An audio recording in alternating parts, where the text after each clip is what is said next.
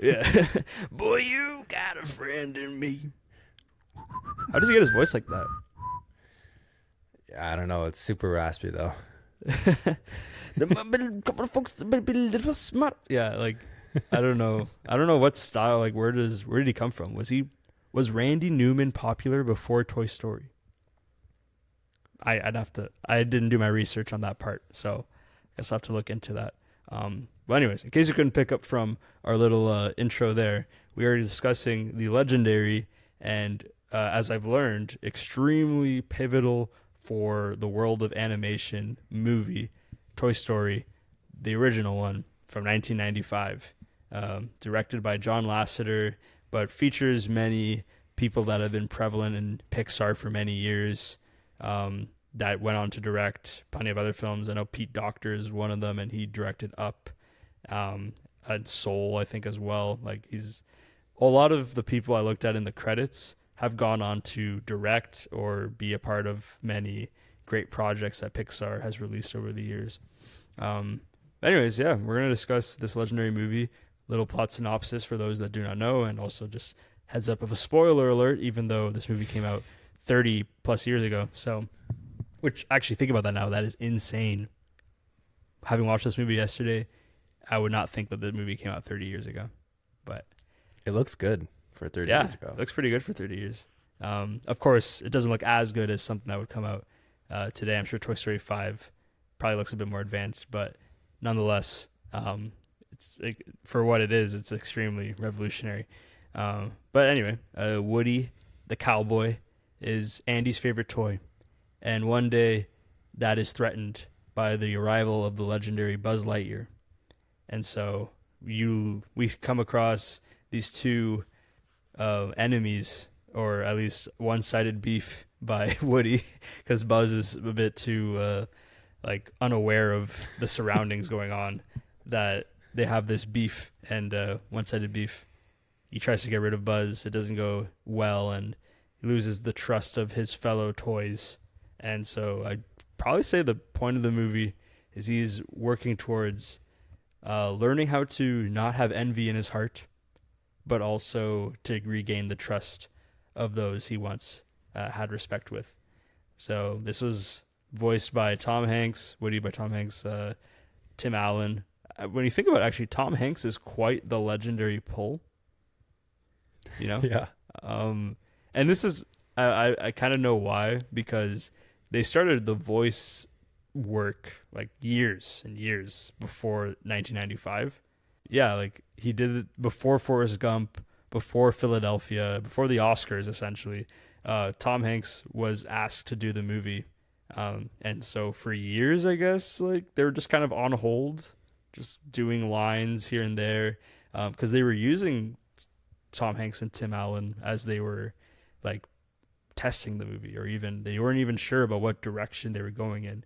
And as a matter of fact, when the movie was going in a total direction that would never have worked or just been a terrible movie, like they were still the voice actors at that time.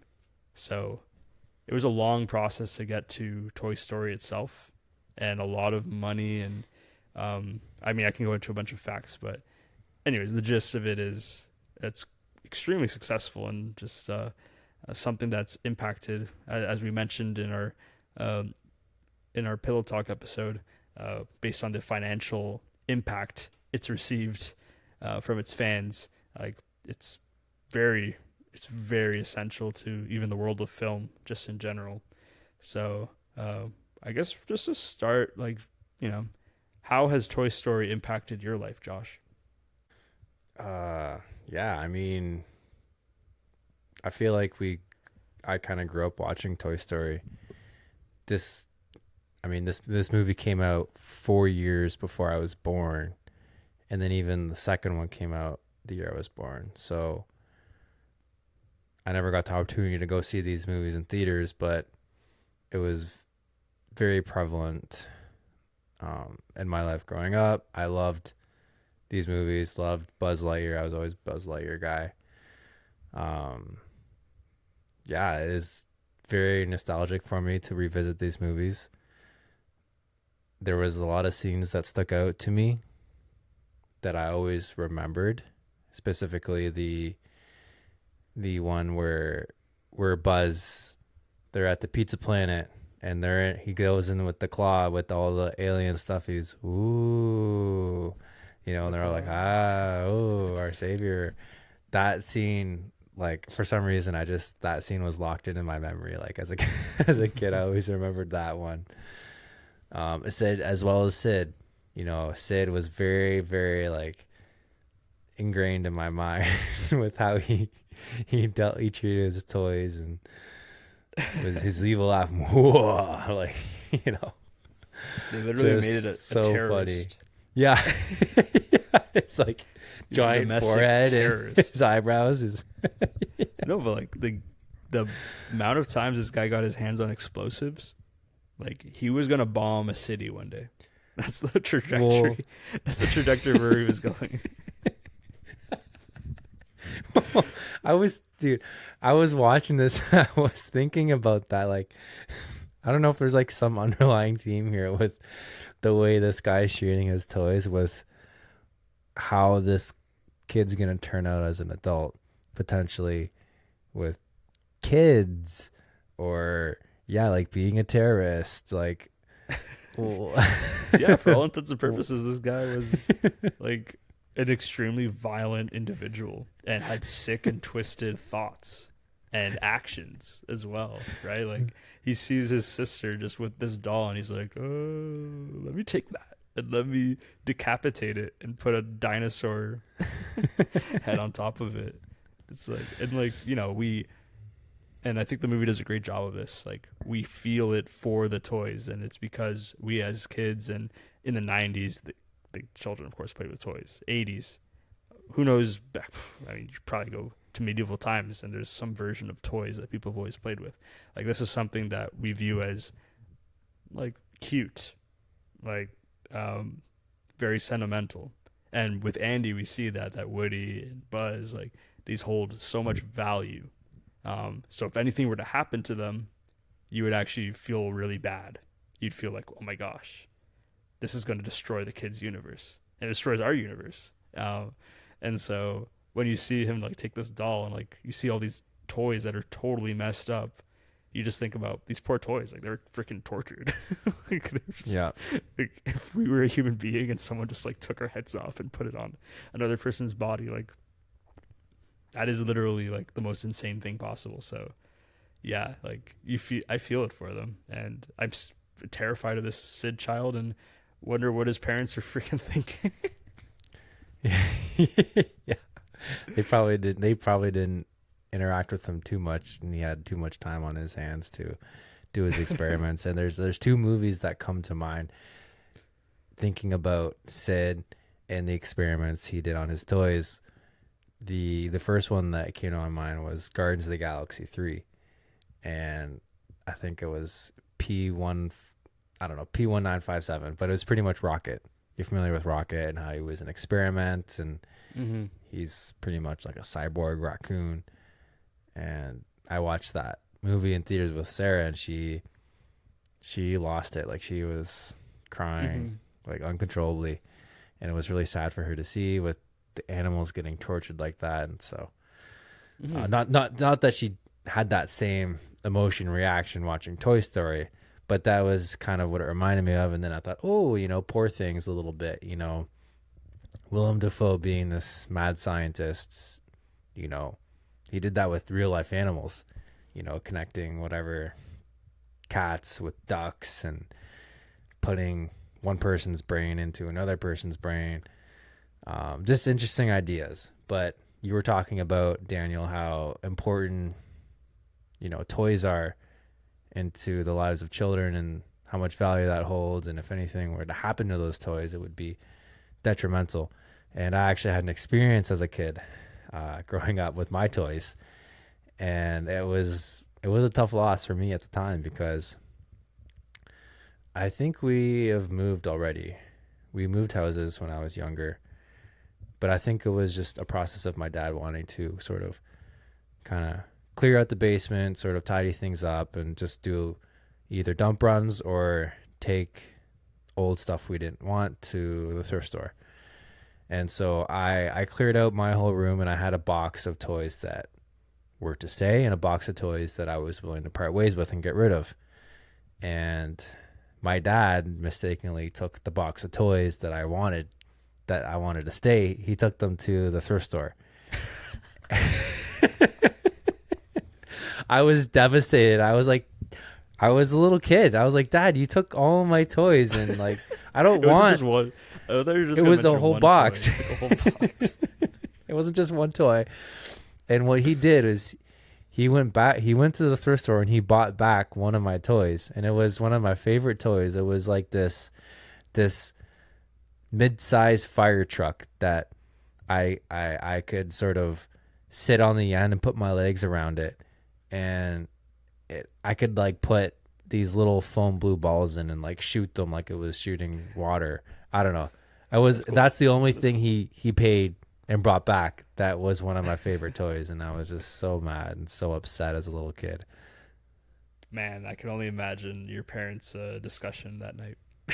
Yeah. Yeah, and so then you know did what? Yeah, yeah. It was crazy, and I still remember it to this day. And it, you know, watching Toy Story and thinking about how toys are and, you know, how they live these mysterious lives, it makes me think, man, what did my toys think when they got taken to the thrift store? You know, like it must have been devastating for them too. You Jessied them. Take them and put them in a box, leave them on the side of the road. When somebody leaves you. Yeah, dude. That's devastating. Man. Yeah, it was sad. It was a sad time for me, but you know what? We're here now. It's all good. Yeah, I mean, we've grown up, and I think the Toy Story franchise did a great job of dealing with that. And we were talking about that in the Pill Talk episode, how should there really be more movies after the third one? I mean, the arc is closed by the end of the third one, and I think they finished the third one thinking this is it, because it for sure seemed like it. And so Andy, he grows up, and you know, the truth is that we're not going to play with toys anymore in our adult years, and it doesn't have to do with a dislike for them, but just like, I don't know, we kind of, maybe, are we conditioned to that we don't want to deal with that anymore? But anyways, I mean, I barely have time as it is for some of my hobbies, so I can't say I'd have time for toys anyway. But just giving them away, and it's hard to come to terms with sometimes, because as mentioned, and we see that arc, like the first movie, second movie, third movie, where like you have this real relationship with these figures, and I think the fifth movie is tackling this topic with technology, and kids for sure would feel very attached to their iPads, or whatever tablet they use. And Andy, like, on the other hand, lived in a world where that was not at all the thing. So he spent a lot of time and put a lot of his creative mind into working with these toys. And so, you know, and I think a highlight of his relationship with these toys was that, like, he would sleep with only one of them, and so Woody was number one, and then Buzz obviously takes that spot at a certain point. But I actually thought about that, where he's like putting all his toys away and he's deciding which one he's gonna keep outside of the box. I'm thinking to myself, I'm like, how disciplined is this kid that he's like needing to make a decision and he will put the other toy in the box? You know what I mean? Like, he couldn't just take both of them. He's like, I'm gonna clean it. He cleans up his whole room, and he also like is disciplined enough that he's not gonna take more than one toy out of the box after that. Yeah. I'm like, what kid does that? That's crazy. Yeah, and I know we were talking about how expensive toys were, and we were rewatching Toy Story. I was thinking, damn, like Andy's got a bunch of toys, like so many toys, and it was really cool to see the toys that were there. And I'm watching this with Sarah, and I'm like, oh, I had that toy. Some of the toys that I remember having was, if I remember thinking from the movie, I had the little green army man. I had the monkeys in the barrel. I had Etch-a-Sketch, an Etch-a-Sketch. What else? I think there was a couple other things, but I can't remember now. But yeah, was there any toys from Toy Story that you had, or did you have a special toy growing up that you were really attached to? Yeah, I mean, I think I was like I would have toys. For me, I was very like a stuffed animal kind of guy. Not that like I would play with. I mean, yeah, maybe I play with them, but like I have probably the most sentimental value with some of those, and I know they're in a box somewhere in the garage. Hopefully, they're alive. You know, hopefully they're not destroyed by anything. Um, but I was gonna mention how since we were born after Toy Story, we were like influenced by the movie to have these toys. Like I had a T-Rex and the pig and Slinky and Woody and the Buzz Lightyear toy. Yeah. Like I had the whole setup. Like I was basically Andy, where I really had just all of the and like a miniature and because of Pixar, right? Like a miniature Mike Wazowski and a miniature Sully and James P. Sullivan. You know. Yeah. So because of these movies, yeah, that influenced our toy culture, which is insane because I'm not sure if that was their goal. I mean, I'm sure they're just focused on making a movie, but the merchandise that came from Toy Story is really insane. Or I failed to mention Mr. Potato Head. I had a Mr. Potato Head. Oh, yeah. I was just gonna say I had a Mr. Potato Head as well. Yeah, but these toys, some of these toys were toys, but some of them were they made up in Toy Story and then became toys after. Like like Rex, was he? I'm sure there was probably some dinosaur toys, but I'm not sure if that specific model, like character they drew. Yeah, when Buzz is introduced, he comes into the picture. One of the first scenes that made me laugh.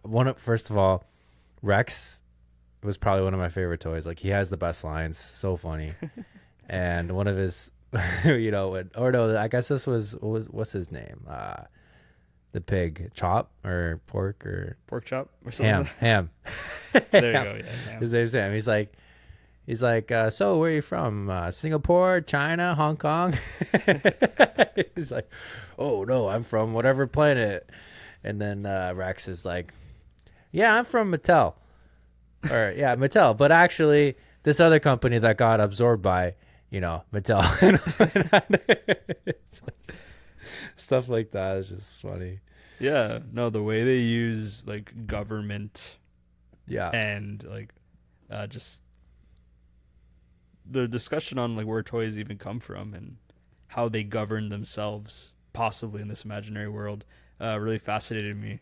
I love the union meeting, if you recall it that, where they just like have a town hall and discuss upcoming events and like, hey guys, we got to really get together and like work together on this. And I mean, there's town halls at the company I work with, and I'm sure many companies have similar sort of meetings where it's like everyone get together and you have some people ask questions, but really you're just like making announcements on certain things. So that really made me laugh. Just like, this is how it works. This is how they govern themselves.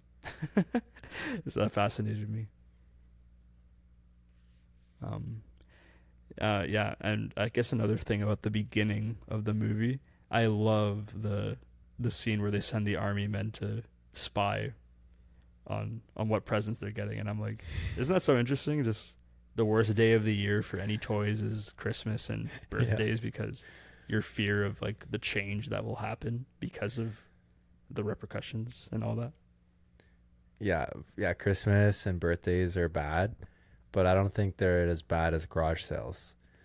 And in the second one, that's what it explores. And that's kind of the plot of it, right? And how it starts, which is really funny because you don't really think about that. But yeah, that's what I love about Toy Story is it's everything from a toy's point of view and how they see the world. And it's just really interesting. Absolutely. Yeah. Point of views that you don't usually think of, right? Yeah. Mm-hmm.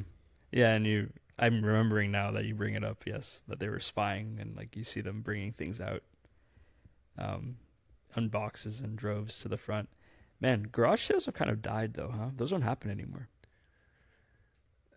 I don't know. They're still happening a lot here where I am. Really? Like even my neighbor, I'm not even kidding you. This is the third weekend in a row they have had a garage sale, and they just leave all their crap on their front yard and put a tarp over it.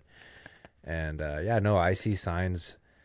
Like there's always every weekend there's like signs on telephone poles and lights. Oh, this house number, garage sale, blah blah blah. And yeah, I still see them popping around everywhere. That's really interesting 'cause I cannot remember the last time I've seen any sort of garage sale going on. And actually, as a kid, I don't know if it was a whole neighborhood. It was probably a whole neighborhood. Like they planned a garage sale as a neighborhood. Like everyone would participate. So that's what I remember Cool. about garage sales. That like besides just one person, like it was the whole neighborhood participating.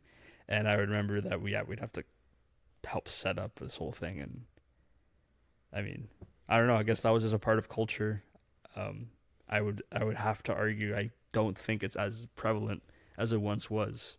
So, like, I feel like as kids, as we get older, or as the kids of they get older. I don't know if garage sales are really going to be a thing. I don't think we're taught like when you get older, you're going to have a garage sale. I feel like nowadays we focus a lot on not having clutter at all. So we just throw out whatever we're not going to use.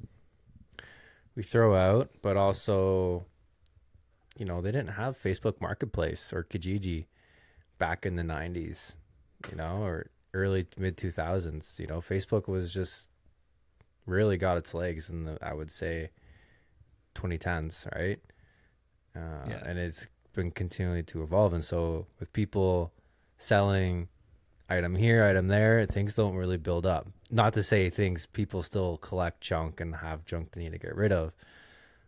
Because that, I think the neighbor down the road, it seems like he just wants to get rid of his crap, not so much try to make a buck. That's the other thing too. Like, what's appealing about buying someone's stuff from a garage sale? I don't think many of them are handing out very valuable items, right? So, I know It's you true. can find certain things, but as you said, like in the end, we kind of know as we approach it, like this guy just wants to get rid of stuff. So, like, why would we value it if he doesn't value it? Exactly. And you know what? I'm the kind of person that I just don't have the patience or time to go through and just sift through, and maybe once I'll find one good thing after going up many times. And so there is a very specific group of people out there that are just, they live for garage sailors, and they're up at, 5 a.m. on a Saturday out there hitting all the garage sales. Yeah, it's also true that garage sales tend to start really early. Yeah. It's like, why would I want to wake up at 6 a.m. on a Saturday to like bring all my all this crap out to the front? So Yeah, it's true. And it's a Yeah. lot of work too, like lugging all the crap out there, pricing everything, standing there, like the actual time from when it's like 7 or 8 till whatever 2 is the easy part, where you're just standing around selling your stuff. It's the setup and the takedown that's a lot of work. Mm-hmm. But anyways, I guess getting back to the legendary movie, who do you think gives like an amazing voice acting or like a standout voice acting performance in this movie? Like I was saying, I really like Rex, which is Wallace Shawn. Do you know who that is? I'm amazed you know the name. No, I don't. He's in The Princess Bride. He's in Clueless. He's, you know this guy what? here, you'll recognize his face. Yes. Yeah. As soon as you mentioned Princess Bride, I'm like, yes, you are right. That is him. I'll throw Tom Hanks because something that I read that the director said was that he liked Tom Hanks because he's capable of saying, like, being sort of a bad person or someone that has not great attributes, but still delivers lines in a way that we still, like, consider him a good person. Mm-hmm. I could see that. He does a really good job in that way, yeah. Yeah. And I guess I'll segue to the fact that Woody, like, you realize, like, watching the movie, like, Woody's not a good person whatsoever. No. I think as little kids, we've always been like, Woody and Buzz, they're best friends and they get along great. But the first movie, he's literally... He tried to kill him. Kill him, for lack of better words. I mean, he tried to push him out a 2-story window. Or actually, I actually liked that. Like, his original idea was that he was just going to shove him basically between the dresser and the wall. Yes. But because of Right. like, it's almost karma. Like, he, in doing so, he actually ends up making it a lot worse, and it ends up being a lot worse for him because everyone's like, he gets ratted out, and he gets punished for it. So, Yeah. it's a lesson, you know. It is, yeah. And I love how Yeah. quick everyone turns on him. Yeah, I mean, it's something about communities where, like, if you have the trust of your colleagues, that gives you a lot of like goodwill, even when things don't go so well or you do something, like, because they already trust you enough, like, that can go a long way. But yeah, as soon as that trust is broken, where you realize this person is not as ethical as I thought they were, it's like, well, yeah, to hell with them. Yeah. We're gonna take over now because clearly you're not a fit leader. And I guess to add to that, I don't know if you knew this, but Disney was originally asking for the movie to be a bit edgier and darker than it is what we have. And so it ends up that Woody is just like a terribly mean person in like the original drafts. And there was no like real reward to it. Like, what would be the redeemable quality of Woody if he's just mean all the time? So, like, if you were to watch like scenes of original drafts, you would actually be kind of irked. You'd be like, "What the hell? This is just so off-putting." And that's sort of why like the original drafts didn't work, because Disney kept asking for edgier, and that's not what the movie they were originally going to make. And so they showed, and they even call it the Black Friday incident, where they showed the movie to Disney executives, and they were like, "Why is this so terrible?" And someone pointed out saying like, "Well, it's because it's not the movie they were originally going to make." So it wasn't until they actually were threatened with production being seized entirely and them like needing to just hone in and make the movie they wanted to make, that's when they found success. Yeah. But if you were to watch Woody beforehand, and it was weird too, like in the original designs, Woody was a lot taller than Buzz. And he's taller than Buzz. He is a lot taller than Buzz, yeah. Yeah, but even like bigger. And so he was just like a very scary figure. And I'm like, what little kid is going to want to watch this movie? I could show you a clip, but yeah, just something to keep in mind, that the movie was arguably close to not being a great success as it was. And I think what I learned about the movie the most from reading about the production and just the patience they had to get to the point they did, and the amount of work it took to get to it. And I guess I haven't touched on it too much, but the movie being the first ever completely computer animated movie, like, it was revolutionary, and it's something that like Disney itself was against for a time, because John Lasseter was working for Disney, and he tried presenting the idea of like having a movie that was not even fully, but just partially computer animated, and Disney was totally against it, and they fired him because of that. Yeah. And then full circle, they come to like it, and they want to work with them. And he was hired he actually went to Lucasfilm from Disney, and then in Lucasfilm he was part of their computer animation sector, and that sector was bought by Steve Jobs. So Steve Jobs is actually responsible for having Toy Story. Wow. To the point where when the budget was cut by Disney, because there was some agreement in place, Pixar was like nearly bankrupt, and so Disney like offered, I guess, to produce the movie. Don't fact check me on that, I guess, guys, but Disney and Pixar had some sort of agreement in place to make this movie. To that, when they didn't have the money anymore, Steve Jobs himself was paying for people and paying for the movie out of his own pocket. Thank you, So. Steve Jobs. Yeah, I mean, it's kind of. I was like surprised. I was like, really, that happened? It's tremendous stuff. Cool. Yeah. Oh, Oh, go ahead. Yeah, go. Yeah, I'll share a fun fact. So, yeah, I thought Tom Hanks did a phenomenal job. Also, like Tim Allen, Tim Allen, I feel like just like their chemistry worked really well together. And yeah, they like when I look at, like, I don't know if I could imagine any other voices than their voices for Woody and Buzz. But I guess Tom Hanks, we know, does the movie, the voice acting, but his brother does the voice acting for Woody for all the video games and Oh, other commercials, other stuff like that. Anything other than the movie is Tom Hanks' brother's voice. that is very interesting. Yeah, it was funny actually. Sarah told me that when we were watching that, and I knew that already. But then my dad it was my grandma's 80th party last Friday, and he was telling me, he's like, "Oh, like, do you know who voice acts, Woody from Toy Story?" I'm like, "Yeah, like Tom Hanks." He's like, "You sure? But you're like 100% sure?" I'm like, "Yeah." He's like, "Are you like 100?" I'm like, "Yes." I'm like 100% positive. He's like, "You're wrong. It's his brother." And I'm like, "What? No." Sarah's like, "Actually, yeah, like it's the opposite. It's Tom Hanks does the movie, and his brother does all the other stuff."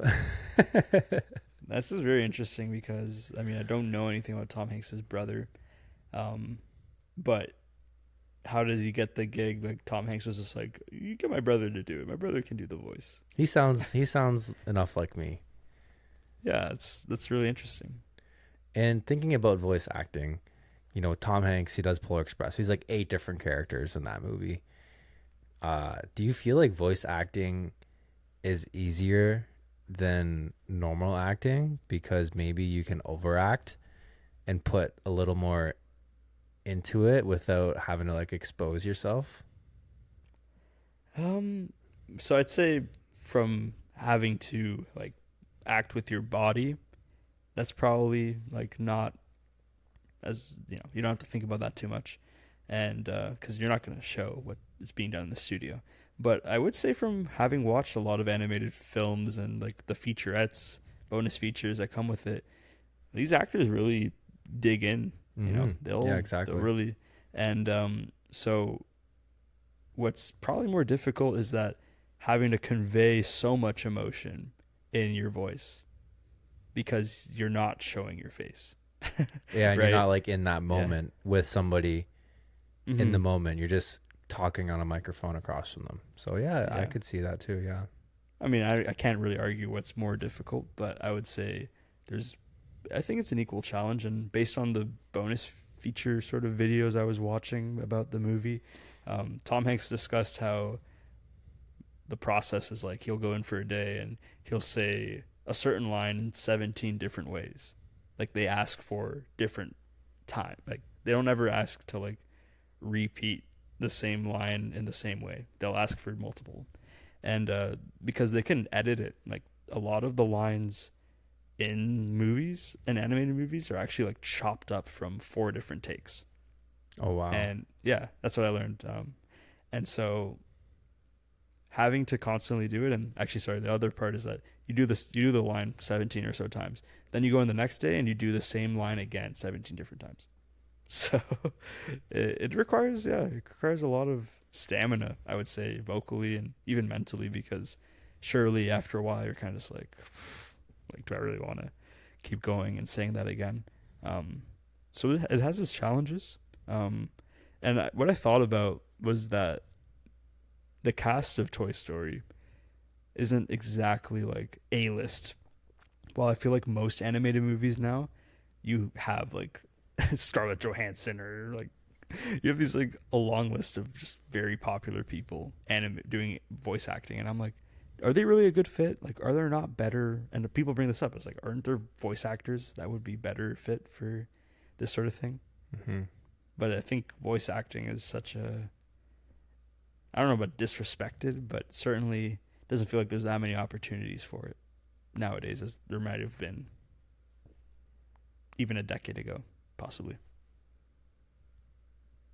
Yeah. No, I agree. I'm just looking at the cast list, and it seems like a lot of these guys are pretty like they've gone on to do a lot of work with Pixar, like you were saying. But yeah, I mean, Tom Hanks, Tim Allen, both. Tom Hanks definitely a household name at the time, but other than that, I mean, Tim Allen for sure. But yeah, it seems like, I mean,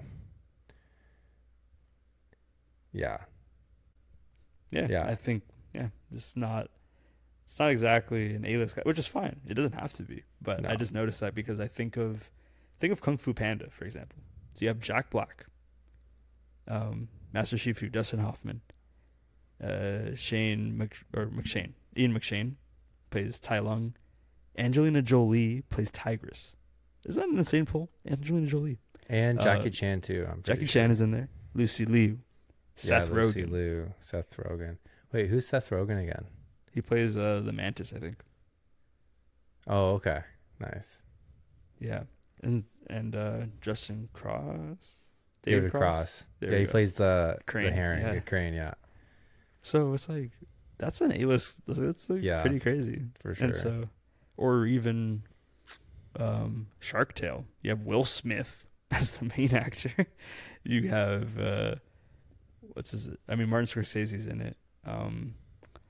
Angelina Jolie again, voice acting, and I think there's another popular woman. Renee, something. Is it It's not Zellweger, is it? I got it right now. Shark Tale. Yeah, it was Renee Zellweger. Yeah. Okay, I was gonna say that did sound familiar. Oh yeah, Robert De Niro. There you go. Yeah, he plays the shark mob boss. Mm-hmm. Yeah. So Ziggy Marley also voiced one of the people. Yeah, they had a few mob boss people, and yes, the movie revolved around that. But yeah, I think nowadays it's like expected. You have to have just actual actors that are popular for their face rather sell than the just movie? voice actors. Yeah, to sell a movie and just even the supporting roles, right? I mean, The Sheep Detectives I think is another example. Yeah, I don't. Maybe yeah. I guess yeah. Emma Thompson, Hugh Jackman. Well, you have I'm the not guy sure. that plays He-Man, Molly Gordon, Bryan Cranston. I mean, yeah, Bryan Cranston. But like, is the guy He-Man? I don't even know who that guy is. Well, Nicholas Galitzine. But Yeah, I know who he is. But you're saying like A-list actors though? I don't know. Well, I mean, he did headline a movie right now, so I don't know. That's why I'm trying to like. It's just it's not some random name. You can't just do that Mm-hmm. as much as you used to. But anyways, we've established the point.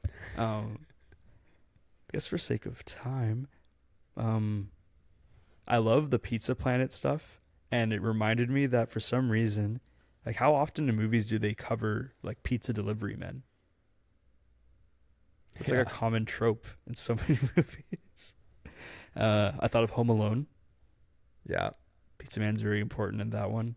I thought of Barnyard, if you remember that animated movie. Yeah. Yeah. Yeah. Spider-Man 2. He's a pizza delivery guy. Tobey Maguire, Spider-Man. Oh yeah. Yeah. Wow, it's been a while since I've seen that one. I guess. So I don't know what's the obsession with like film, and there's plenty more. I don't know what the obsession is with film and like pizza delivery men, but it's like a common. It's pretty common. I love the design of Pizza Planet as well. Like imagine you arrive and you have these like guards at the front, and they're like, "Welcome, like access granted," and it just opens. Isn't that crazy? Yeah, like these giant rocket ships. I'm like, this place is way too expensive. There's no way. There's no way it would ever exist in real life. What was it called? Pizza Planet? Yeah, Pizza Planet. Yeah, pretty cool stuff. Yeah, just a super fun arcade place. Mm-hmm. I also looked at so when they have like the boxes over them, the Mega Gulp, it's 1 gallon. Yeah, that's a lot of liquid. I looked it up and I'm like, it's 1 gallon. That's crazy. I love all that design. Sid's room. It's just the house, the Sid's house. It's disgusting. There's like dirt all over the door, like the bottom of the doors. Just so like the floors are not clean. You go into the living room and the dad has like 3 empty cans on the side as he's sleeping. And the poor, like, this is what I mean. Like, where are the parents? The poor girl has a tea party of headless toys. Yeah. Where's Well, the mom being like, what's going on here? I think that's Pixar saying, hey, maybe there's a correlation here with how your kids are going to turn out if you're not that You're not. involved in their lives. Yeah, just child neglect. How is this guy purchasing explosives and fireworks? You know what? A question I had. How come you never see Andy's mom? It's always just her voice. That is an interesting point. We do not see Andy's mom's face. Do we though in the third one though? I think we do. Let me double check. Yeah, I haven't. It's been a while since I've seen the third one. Maybe they just didn't want to render. Yeah, they show her in the third movie at least. Oh no, in the first movie you kind of, but not really. No, you don't see her face. Showing like a really Is that- off-putting photo. What That's are like they, her- Are they that's her driving in the the car. Pizza Planet or what? What's I think that? that's when they're already moving. But yeah, I don't recall. But yes, you see her in like Toy Story 3 a bit more. Okay. Yeah, it was just something I noticed. Yeah, maybe they just didn't. Oh, one Well- thing I wanted to research that I forgot to is all those, you know how Pixar has all these Easter eggs in their movies that connect different ones, and you'll see these videos where the guy's like, "Oh, I noticed this one thing in this movie," and it's like some crazy conspiracy theory. I'm talking about like Toy Story. If there's Yeah, any. yeah, in Toy Story, yeah, there's some in Toy Story as well. Actually, I did notice one thing. I pointed out to Sarah, but I forgot what it was. Just trying to remember. Yeah, there's lots of those things though. I was gonna say that it's not a conspiracy theory. It's just more so that the Dynaco gas station, that's a main sponsor of the main like car, like the blue one in Cars. Yes, you're right. Yes. So I don't know, like I guess in the future they just decided, oh, well, we've done Dynaco before. And I know in Monsters Inc. there's a little Nemo toy. Hmm. And that was before Finding Nemo ever came out. But there was a Nemo toy that's in the background. Wow. So they always hint towards Yes. next movies. Cool. Well, is there anything else we want to talk about? I guess we talk a bit more about like the impressive parts of the movie, I suppose. So we talked about the comedy. In terms of like, the way it looks, and something that they mentioned was that besides most animated movies have a certain way of being filmed, they really wanted it to seem like we were watching a movie, like that live action movie. Yeah. And a shot I think of is just like the interaction between Woody and Buzz in the gas station. The "you are a toy" line. Like, you don't pick up on that, but yeah, the movie is shot in a way where if you just had like the live action version of it, like it perfectly would work because we're interacting with them as if they're not animated characters. They are like human beings almost. Yeah. So I thought that was excellent, and I never realized how short the movie is. It's literally 8 minutes before the credits roll. Mm. So I think it's just incredibly concise as well. It would have cost more money to keep animating, but like there's just no filler. really at all. Um, I want to mention as well the Mrs. Nesbit that made Julissa laugh really hard. Just So the delivery. good. Mrs. So Nesbit. Just the way he looks and like the one arm missing. That was such a, there's so many good memes from Toy Story, and that was one of them. Yeah. Um, and then I guess one last thing. So we talked about how like edginess and like they backed away from making Woody totally unlikable or Buzz just almost too like idiotic, almost like naive. Because that was the case. Like if I were to show you it, like Buzz is just kind of stupid. And so he's not the brightest tool in the shed, but he's fully a believer in that he is the Buzz Lightyear, which was a great touch. But anyway, like the scene where they basically conquer Sid, where they have to save Buzz, and the whole plan that goes into it. They weren't afraid to get scary like that in a kids movie. Really like shocked me almost. Like I was like, wow, they really went in this direction. Oh yeah. And like Woody turning his head as well and stuff like that. There was a And, lot you of know, scenes where I was like, this is yeah. kind of scary. Like, this is supposed to be a kid's movie. I forgot how scary this. There's some scenes in here that are scary. Yeah, I feel like Toy Story 2, it gets kind of dark when he was like basically forcing what's his name the prospector. Yeah, the prospector. Yeah, forcing them to Yeah. just go along with it, and he like rips Woody's arm a little bit in the airport. Yeah. Yeah. Or Toy Story 3 when they introduce like the big baby, they show the big baby like just terrorizing them essentially, and the big bear is just scary and Yeah. you'll take it. So I think Pixar in general does a good job of managing introducing scary elements, but also like we're aware that it's in like there's a heart to it. So in Toy Story, we know that Woody and Buzz like they're not scary people, but the fact that they were willing to show like maybe Woody's extremely smart because he does the whole possessed toy thing and everyone else comes up, and it was just incredible. Just incredible that they went with that. And as well just the whole flying motif.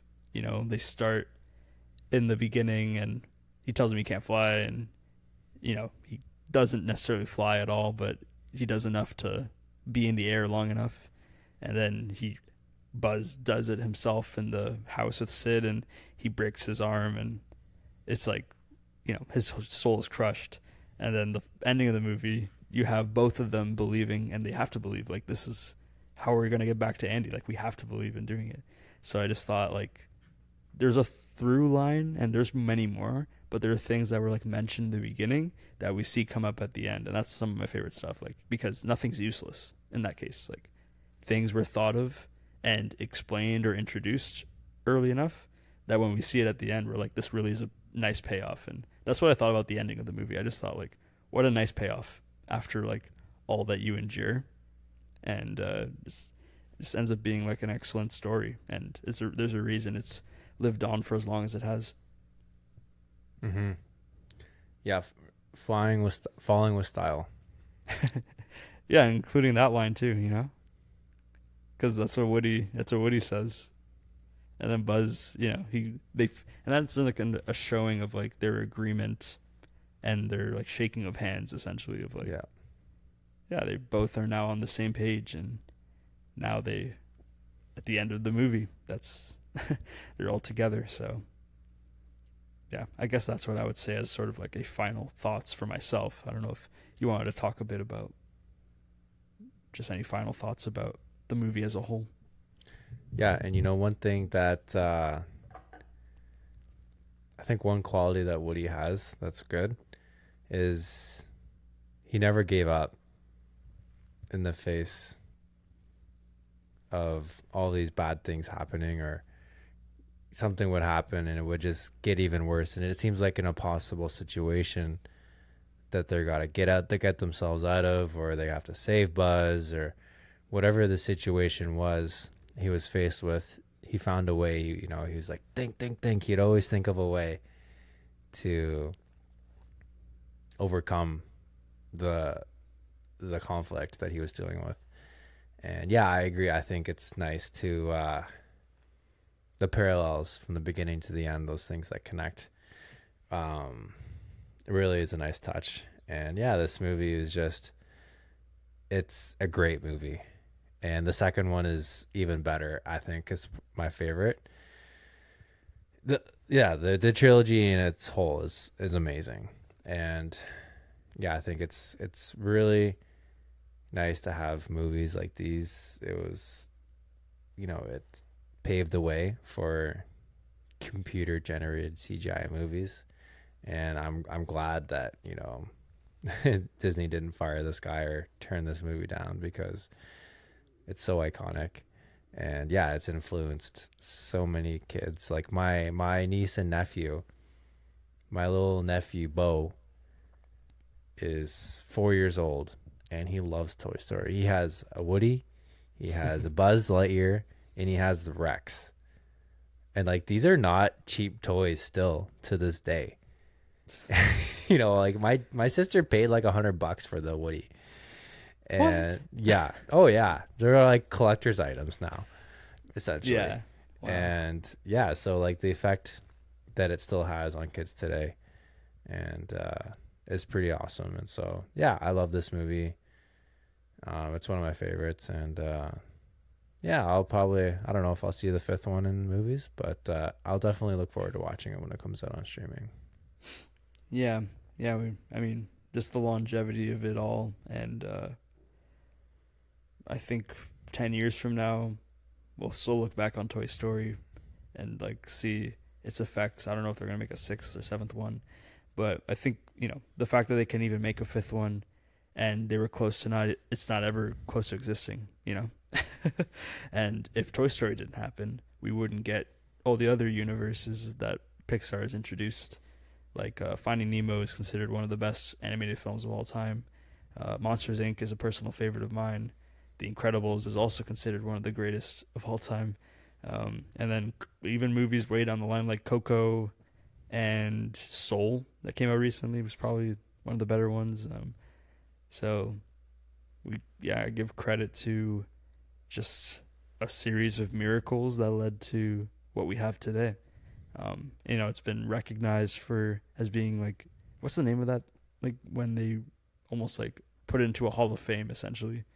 I forget what the word is that they have for it, but it's recognized as essential to film. And we didn't talk really about the score, but the score is considered one of the greatest as well. So just a lot of great things happened, and through a lot of adversity that they faced, they made it into making this movie that has touched the lives of so many. So we, I guess, give our thank you to them, and we're happy that in Toy Story 5 has made so much money in today's world. So I guess that's all I could really say about this legendary film. If you have any comments of your own or any opinions on Toy Story, if you think it sucks and it's very unimportant, please let us know in the comments. Please follow Spotify, Apple Podcasts, subscribe on YouTube, we can say now. Please let us know your opinions. If you have any recommendations, reach out to us on our social media pages. Cinema.uncivilized is the case on most of them: TikTok, Instagram.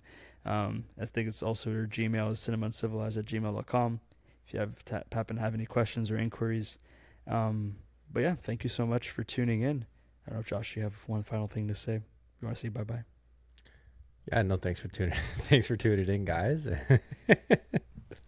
We'll see you next week.